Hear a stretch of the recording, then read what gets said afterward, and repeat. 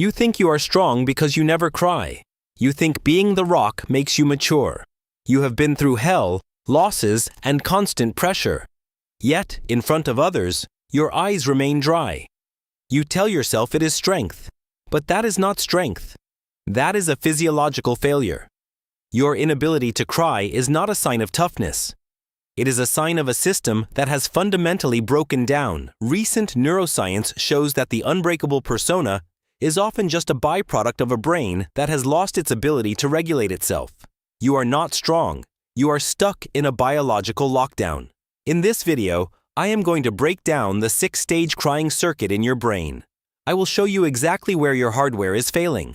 And later, I am going to reveal a specific counterintuitive protocol to recalibrate your brain. You are going to learn how to finally access the release you have been denying yourself for years. You think you are holding it together, but you are actually holding in a toxic chemical load that is degrading your nervous system. To understand why the tears will not come, stop viewing crying as a choice. It is not. It is a complex, high-level computational process. There is a 6-stage path, a crying circuit, that your brain must fire in perfect sequence. Stage 1 is interoception, where your brain scans your internal state. Stage 2 is amygdala activation, where the emotional center decides the intensity warrants a physical release. Stage 3 is hypothalamic signaling, which initiates the stress response. Most people fail at stage 2. Their amygdala is so hypervigilant, so terrified of being seen, that it triggers an override.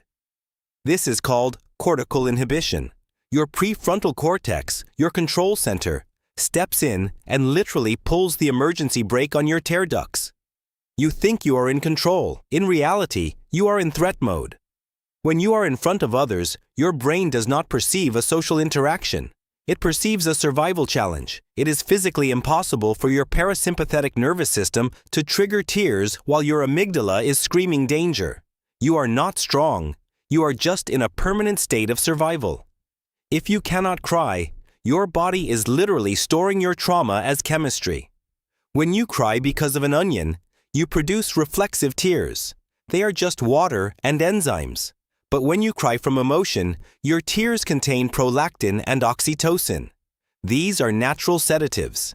They are the body's way of hitting the reset button on your nervous system. When you hold them back, you do not get over the emotion. You suppress the chemical release. You end up with a state called alexithymia, the inability to identify or describe emotions. You are not emotionless. You are overfull. You feel the intensity register, but your brain processes it so fast and suppresses it so quickly that the process is invisible. You are not stoic. You are just fast at hiding. While you are hiding, your cortisol levels are spiking. This is linked to chronic inflammation, poor sleep, and a decline in cognitive function. You are trading your long-term health for the appearance of stability. So how do we fix this? You do not try to cry. You do not go to a funeral and force it. That will only make the amygdala lock harder. You need a greenhouse protocol. Your brain refuses to cry in public because it does not trust the environment. So create a greenhouse. It is not just a room, it is a ritual. Use a specific scent, maybe incense or a candle, that you only use when you are in process mode. Put on the specific music you have been avoiding because it makes you feel too much. Why does this work? You are training your amygdala. You are proving to your brain that in this specific space, the threat is zero. You are effectively remapping the brain to accept that vulnerability is allowed here. Once the amygdala stops screaming threat, the hypothalamic signaling for tears will naturally follow. You are not weak for needing this. You are an architect building a safe system for your own biology. You have been strong for so long that your mask has become your face. But look at the cost. You are disconnected. You are chemically stressed, and you are exhausted. It is time to update your software. You do not need to be a rock. You need to be a human being capable of processing the pressure you face. The tears are not the weakness. The inability to feel them is. Start the greenhouse protocol. See what happens when you stop fighting your own system. If this hit home for you, if you recognize that lockdown, let us talk in the comments. And if you are ready to finally let go of that mask, subscribe. You have been strong long enough. Try being human.